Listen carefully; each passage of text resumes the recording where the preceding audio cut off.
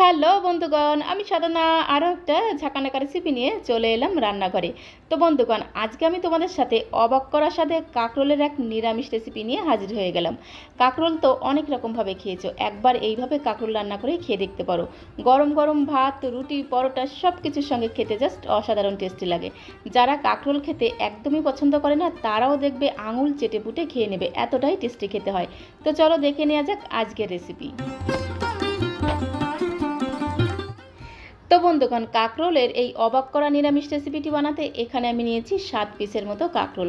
তোমরা তোমাদের প্রয়োজন মতো কাঁকরোল নিয়ে নেবে। এইবারে কাঁকরোলগুলোকে 2-3 বার খুব ভালো করে জল পাল্টে পাল্টে ধুয়ে নিতে হবে, কারণ কাঁকরোলের গায়ে কিন্তু অনেক ধুলোবালি জমে থাকে।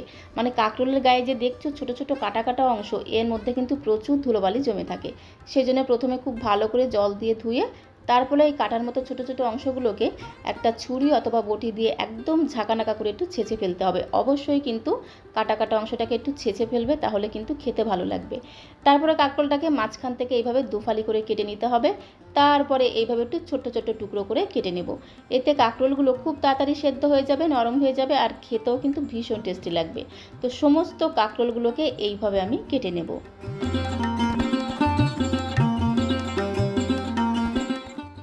তো দেখো, সমস্ত কাঁকরোলগুলোকে এইভাবে ছোট ছোট টুকরো করে কেটে আবার জল দিয়ে ধুয়ে নিতে হবে। অবশ্যই কিন্তু কাটার পরে একটু জল দিয়ে ধুয়ে নেবে। তো একদম ঝাঁকানাকা করে, মানে ঝটপট করে কাঁকরোলগুলোকে জল দিয়ে ধুয়ে একটি প্লেটের মধ্যে নিয়ে নিলাম। আর এদিকে দেখো, নিয়েছি আমি একটা বড় সাইজের আলু আর নিয়েছি একটা পাকা টমেটো। এইবারে এই আলুর খোসাটাকে একটা পিলার দিয়ে খুব সুন্দর করে এইভাবে একটু ছুলে নিতে হবে। তো আলুর খোসাটাকে ছুলে নেওয়ার পরে ঠিক একই রকমভাবে কাঁকরোলটাকে যেভাবে ছোট ছোট পিস করে কেটে নিয়েছি, ঠিক একই রকমভাবে আলুটাকেও এইভাবে পিস পিস করে কেটে নেব। কাঁকরোলের এই নিরামিষ রান্নাতে যদি একটু আলু দেওয়া যায় না, তাহলে টেস্ট কিন্তু দ্বিগুণ বেড়ে যায়। তো অবশ্যই চেষ্টা করবে একটু আলু দিতে, তাহলে খেতে আরও বেশি টেস্টি লাগবে। ঠিক একই রকমভাবে পাকা টমেটোটাকেও একদম ছোট্ট ছোট্ট টুকরো করে কেটে নিয়েছি। আর আলুটাকে কাটার পরে অবশ্যই একবার এইভাবে জল দিয়ে ধুয়ে নিতে হবে। তো আলু কাটা হয়ে গেল, কাঁকরোল কাটা হয়ে গেল, টমেটোটাও কেটে নিয়েছি। আর কাঁকরোল রান্না করব, নারকেল দেবো না, তাই কখনো হয় বলো? তো এখানে আমি নিয়েছি 3 পিসের মতো নারকেল। নারকেলগুলোকে এইভাবে একদম ছোট্ট ছোট্ট করে টুকরো টুকরো করে কেটে নিতে হবে, যাকে বলে একদম ঝিরিমিরি ঝিরিমিরি করে কুচিয়ে নিতে হবে। তো দেখো, নারকেলের এই পিসগুলোকে ঠিক এইরকমভাবে একটু ঝিরিমিরি ঝিরিমিরি করে কুচিয়ে নিতে হবে, এতে খেতে আরও বেশি টেস্টি লাগবে। আর কাঁকরোলের যে কোনো রান্নাতে যদি একটু নারকেল দেওয়া যায় না, তাহলে খেতে জাস্ট অসাধারণ টেস্টি হয়। তো এইবারে আলু আর কাঁকরোলটাকে আমি একসাথে ম্যারিনেট করব। তার জন্য দিয়ে দিলাম পরিমাণ মতো লবণ, দিয়ে দিলাম পরিমাণ মতো হলুদের গুঁড়ো, আর আমি এর মধ্যে দিয়ে দিচ্ছি 2 চামচ বেসন। তো একদম ঝাঁকানাকা করে, মানে ঝটপট করে দিয়ে দিতে হবে 2 চামচ বেসন। আর খুব সুন্দর একটা কালারের জন্য আমি এর মধ্যে দিয়ে দেবো 1/2 চামচ কাশ্মীরি লাল লঙ্কার গুঁড়ো। এতে খুব সুন্দর একটা কালার আসবে। তো দেখো, 1/2 চামচের মতো দিয়ে দিলাম কাশ্মীরি লাল লঙ্কার গুঁড়ো। এবারে সমস্ত কিছুকে খুব সুন্দর করে হাত দিয়ে মেখে নিতে হবে। তো বন্ধুগণ, সমস্ত কিছুকে ম্যারিনেট করতে করতে তোমাদের কাছে একটাই রিকোয়েস্ট করব, আজকের রেসিপিটি ভালো লাগলে প্লিজ একটা লাইক করে দিও, কারণ তোমাদের একটা লাইক আমাকে অনেকটা মোটিভেট করে নতুন নতুন ভিডিও বানানোর জন্য। তো এইবারে আলু আর কাঁকরোলটাকে ভেজে নিতে হবে, তার জন্য চলে আসলাম কড়াইয়ের কাছে। গ্যাসের ফ্লেমটা জ্বালিয়ে দিয়ে কড়াইতে দিলাম 3 থেকে 4 চামচের মতো সরষের তেল। আর তেলটাকে একটা খুন্তি দিয়ে খুব সুন্দর করে একদম ঘোটানাটা করে কড়াইয়ের মধ্যে খুব ভালো করে লাগিয়ে নিতে হবে, কারণ আলু আর কাঁকরোলটাকে আমি বেসন দিয়ে ম্যারিনেট করেছি, না হলে কড়াইতে লেগে যাবে। তো দেখো, সমস্ত আলু আর কাঁকরোলটাকে দিয়ে দিলাম কড়াইতে, তারপরে খুব সুন্দর করে এটাকে একদম নেড়ে ছেড়ে ভেজে নিতে হবে। গ্যাসের ফ্লেম মিডিয়াম টু হাইতে রেখে এই আলু আর কাঁকরোলটাকে একটু লাল লাল করে ভেজে নেব, তাহলে যেমন সুন্দর টেস্ট হবে, ফ্লেভারটাও কিন্তু দুর্দান্ত হবে। তো দেখো, খুব সুন্দর করে কিন্তু আলু আর কাঁকরোলটা ভাজা হয়ে গেছে। এবারে এটাকে একটি প্লেটে তুলে নেব।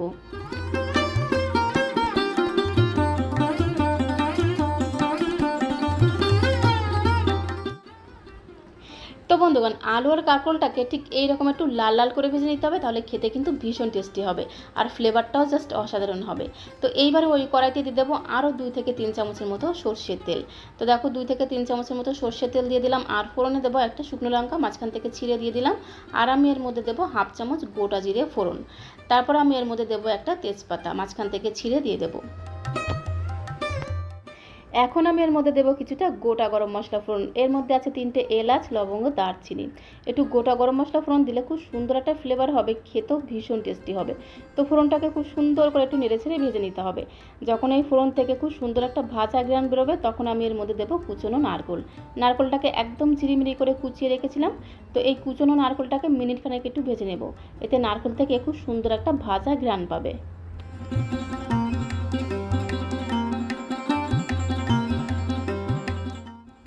নারকেলটাকে একটু হালকা করে ভেজে নিয়ে এর মধ্যে আমি দেবো 4-5টা কুচনো কাজু বাদাম। একটু কাজু বাদাম দিলে কিন্তু খেতে দারুণ লাগবে।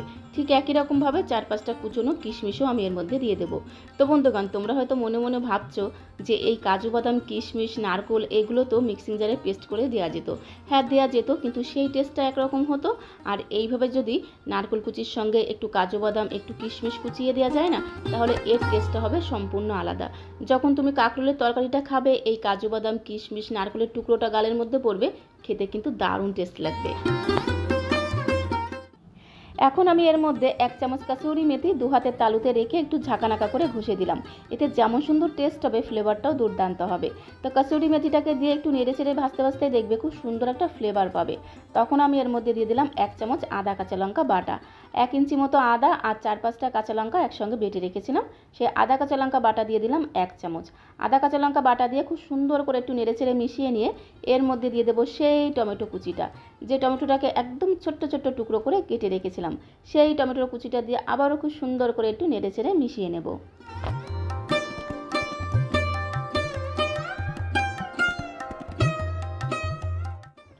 টমেটোটাকে খুব সুন্দর করে একটু ঘোটানাটা করে মিশিয়ে নিয়ে এর মধ্যে আমি একে একে সমস্ত গুঁড়ো মশলাগুলো অ্যাড করে দেবো।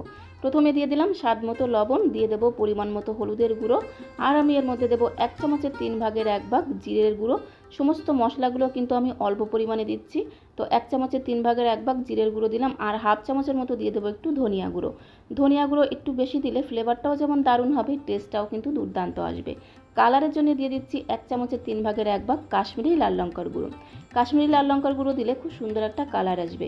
এবারে সামান্য পরিমাণে জল দিয়ে এই সমস্ত কিছুকে খুব সুন্দর করে একটু কষিয়ে নিতে হবে। গ্যাসের ফ্লেম মিডিয়ামে রেখে মশলাটাকে খুব সুন্দর করে একটু নেড়ে চেড়ে কষিয়ে নেব। তো দেখো, মশলাটাকে খুব সুন্দর করে কষিয়ে নিয়েছি। মশলার মধ্যে যে জলটা ছিল সেই জলটা কিন্তু শুকিয়ে গেছে, আর মশলা থেকে দেখো তেল ছাড়তে শুরু করেছে। এই সময় আমি এর মধ্যে দেবো টক দই। টক দইটাকে ফেটিয়ে রেখেছিলাম, তো এখান থেকে 2 চামচ আমি দিয়ে দেবো টক দই। ঘরে যদি টক দই থাকে অবশ্যই 2 চামচ টক দই দেবে, তাহলে টেস্টটা কিন্তু আরও দুর্দান্ত হবে। তো 2 চামচের মতো দিয়ে দিলাম টক দই। টক দই দিয়েছি, তো এর মধ্যে চিনি তো অবশ্যই দিতে হবে। টক দই দিলে একটু চিনি কিন্তু অবশ্যই দিতে হবে, তাহলে কিন্তু স্বাদের ব্যালেন্সটা একদম ঠিকঠাক থাকবে। তাছাড়া যে কোনো নিরামিষ রান্নাতে একটু চিনি দিলে কিন্তু তার স্বাদ দ্বিগুণ বেড়ে যায়। টক দইটাকে দিয়ে খুব সুন্দর করে একটু কষিয়ে নেব। তো বন্ধুগণ, টক দইটাকে মশলার সাথে মিনিট খানেক সময় ধরে খুব ভালো করে একটু কষিয়ে নিয়েছি। আর এই মশলাটা কষাতে কষাতে দেখবে কি অপূর্ব সুন্দর একটা ঘ্রাণ তোমরা পাবে। তখন এর মধ্যে দিয়ে দিতে হবে ভেজে রাখা আলু আর কাঁকরোল। ভেজে রাখা আলু আর কাঁকরোলটাকে দিয়ে মিনিট 2 মশলার সাথে কষিয়ে নিতে হবে।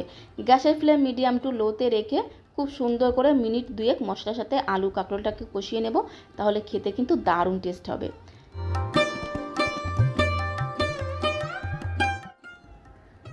তো দেখো, 2 মিনিট সময় ধরে আলু কাঁকরোলটাকে মশলার সাথে একটু কষিয়ে নিয়েছি। আর দেখো খুব সুন্দর একটা জুসি জুসি ভাব চলে এসেছে, মানে তেল ছাড়তে শুরু করেছে। এই সময় আমি এর মধ্যে দিয়ে দেবো উষ্ণ গরম জল। অবশ্যই একটু উষ্ণ গরম জল দেওয়ার চেষ্টা করবে, তাহলে এই ঝোলের টেস্টটা কিন্তু দারুণ আসে। তো যে পাত্রে আমি আলু কাঁকরোলটাকে ভেজে রেখেছিলাম সেই পাত্রটা ধুয়ে একটু উষ্ণ গরম জল দিয়ে দিলাম। আর এই রান্নাটা একটু মাখো মাখো হবে, তো সেই পরিমাণে কিন্তু জল দিয়ে দিতে হবে। পরিমাণ মতো জল দিয়ে খুব সুন্দর করে একটু ঘোটানাটা করে মিশিয়ে নিয়ে এইবারে ধামা চাপা দিতে হবে, মানে ঢাকনা বন্ধ করে 2 মিনিট একটু ঝোলটাকে ফুটতে দেবো। তো 2 মিনিট পরে আমি তোমাদের দেখাচ্ছি।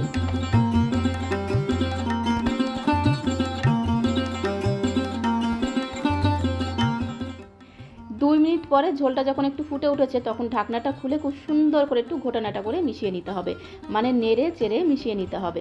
এবার আমি এর মধ্যে দেবো 3টে চেরা কাঁচা লঙ্কা। একটু চেরা কাঁচা লঙ্কা দিলে কিন্তু খুব সুন্দর একটা ফ্লেভার হয়। এইবারে ঝোলটাকে আবারও ধামা চাপা দিতে হবে, মানে ঢাকনা বন্ধ করে 5 থেকে 6 মিনিট রান্না করে নিতে হবে। তো এখন আমি তোমাদের 6 মিনিট পরে দেখাচ্ছি। রান্নাটা কিন্তু একদমই রেডি হয়ে গেছে। আর আমি ঠিক এই রকম একটু মাখো মাখো ঝোল রেখেছি, তোমরা চাইলে কিন্তু ঝোলের পরিমাণটা বাড়িয়ে বা কমিয়ে নিতে পারো, তাতে কোনো সমস্যা নেই।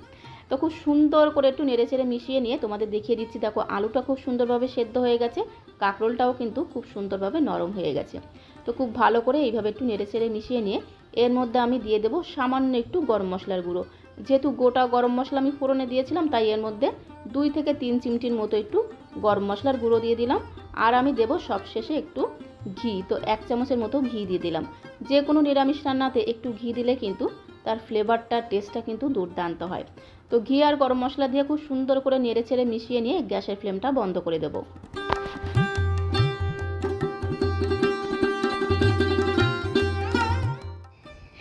তো বন্ধুগণ, ঘি আর গরম মশলা দিয়ে খুব সুন্দর করে নেড়েচেড়ে মিশিয়ে নিয়ে গ্যাসের ফ্লেমটা বন্ধ করে দিতে হবে। তো দেখো গ্যাসের ফ্লেমটা বন্ধ করে দিলাম, এইবারে ধামা চাপা দিতে হবে, মানে ঢাকনাটা বন্ধ করে 2 মিনিটের জন্য একটু স্ট্যান্ডিং টাইমে রেখে দেবো। এতে ঘি আর গরম মশলার যে খুব সুন্দর একটা ফ্লেভার এই পুরো ঝোলের মধ্যে খুব ভালোভাবে ঢুকে যাবে, আর খেতেও কিন্তু ভীষণ টেস্টি হবে। তো এখন আমি তোমাদের 2 মিনিট পরে ঢাকনাটা খুলে দেখাচ্ছি। 2 মিনিট পরে ঢাকনাটা খুলে আবারও খুব সুন্দর করে একটু ঘোটানাটা করে মিশিয়ে নিয়ে এইবারে এই ঝোলটাকে একটি পাত্রে আমি সার্ভ করে দেবো। তো বন্ধুগণ, এই কাঁকরোলে প্রচুর পুষ্টিগুণ আছে, আর এই কাঁকরোল আমাদের শরীরের পক্ষে ভীষণ উপকারী। কাঁকরোল তো অনেক রকমভাবে রান্না করে খেয়েছো, একবার আমার মতো করে এইভাবে কাঁকরোল রান্না করে খেয়ে দেখবে, আশা করি তোমাদেরও ভীষণ ভীষণ ভালো লাগবে। যে কোনো নিরামিষের দিনে ধোয়া ওঠা গরম গরম ভাত অথবা রুটি, পরোটা সব কিছুর সঙ্গে খেতে জাস্ট অসাধারণ টেস্টি লাগে। তো আজকের এই অবাক করা স্বাদের নিরামিষ কাঁকরোল রেসিপিটা তোমাদের কাছে কেমন লেগেছে কমেন্ট বক্সে অবশ্যই লিখে জানিও। ভালো লাগলে প্লিজ একটা লাইক করে দিও, বেশি বেশি করে বন্ধু বান্ধবদের সঙ্গে শেয়ার করে দিও। নতুন বন্ধু হয়ে থাকলে অবশ্যই চ্যানেলটিকে সাবস্ক্রাইব করে দিও, যাতে যখন এরকম সুন্দর সুন্দর ভিডিও আপলোড করব সঙ্গে সঙ্গে নোটিফিকেশন আগে তোমার কাছে পৌঁছে যায়। তো আজকের মতো এই পর্যন্ত, সবাইকে অসংখ্য ধন্যবাদ।